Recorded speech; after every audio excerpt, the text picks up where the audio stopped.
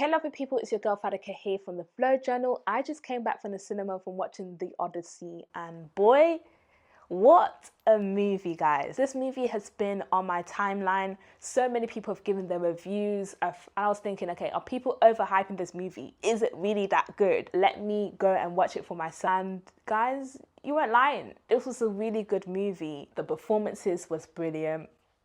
The storytelling was captivating, and this was a movie that was out of my comfort zone in terms of I'm not really a person that is drawn into historical drama / war type of movies. I was pleasantly surprised by how much I loved this movie. When I heard it was nearly 3 hours long, I was thinking my ADHD brain would be distracted, would be like, let's wrap it up. Is this movie going to draw my attention? I could not stop looking at the screen. I was drawn into this movie. I was looking forward to what's going to happen next. When the movie ended, I was like, I want more. Can we get part 2? Might be spoilers in this review. We follow the character Odysseus, who had gone out of his kingdom with his crew to win this big battle. They won, but at what cost? Aftermath of it was that him and his crew were trying to return back home. And him and his crew go through a lot of obstacles trying to make their way back home. I'm talking about monsters to sirens and witches to dealing with the Greek gods. I was like, could it be me? I also wasn't expecting the horror element in this movie. There were times where I was looking away from the screen. This is gruesome, yeah? This is gory. Whilst he and his crew were going through those obstacles, back home in his kingdom, his wife Penelope and his son were going through his absence from the kingdom. And you had one side of the kingdom that were loyal to Odysseus, believing that he'll come back and return. The other side were like, guys, we need to move on. We need a new king. We're putting ourselves vulnerable to other kingdoms attacking us. Patterson's character, who plays this villain, but also wanting to be the next king, wants to marry Penelope. He kind of reminded me of the character Scar, very cunning, very just sly kind of person. But also, as we get into the second, third act, come to realize that he is just wearing a mask. He is a coward. He can't fight his own battles. Oh, brother, this guy stinks! Matt Damon, he played Odysseus and he played him so well. I love when movies or TV shows, when they make the hero flawed and not perfect. And we definitely see that in Odysseus' character. He was not a perfect guy. Odysseus, yes, he was a clever leader, but he also was very arrogant and proud at times. And he thought that he was above the Greek gods, something he will later regret. He was holding on to so much guilt, so much shame, and believing that he didn't deserve to go back home. And we see him go through a journey of humility, of surrendering, of forgiving himself the things that he had done, and finally honoring the Greek gods and allowing them to lead him back home. And he doesn't come home as a victorious king. He decided to disguise himself as a beggar, to lower himself from a king, and without anyone knowing who he was.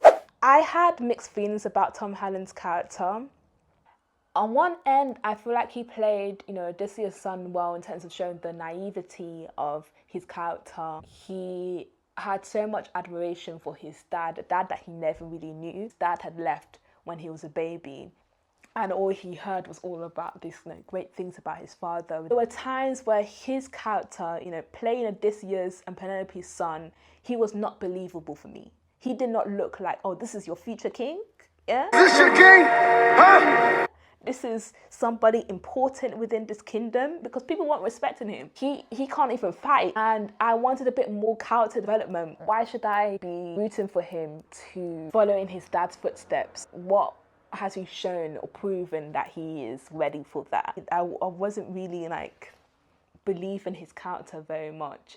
And even towards the third act fight that he had, I wanted more. This is not as epic as all the other fights that I've seen in this movie. Also, even with the women in this movie, I wanted more screen time for them. Even with Penelope, she was a strong queen, but there was also this element of there's only so much that she can do. Even though she was a queen, she didn't really have that much power. She needed a king in order to be respected. We're still living in a male-dominated society, and she had to make a choice. Do I hold on to hope that my husband's coming back, or do I give in to these suitors? Those were the only options she had. She couldn't say, I want to rule this kingdom. She even had a moment in this film trying to prove herself. I've been a queen for all these years. I've learned things. Shouldn't that be enough? She was also just faced with reality that that's not enough, unfortunately. Loved that Lupita played twin sisters or half sisters.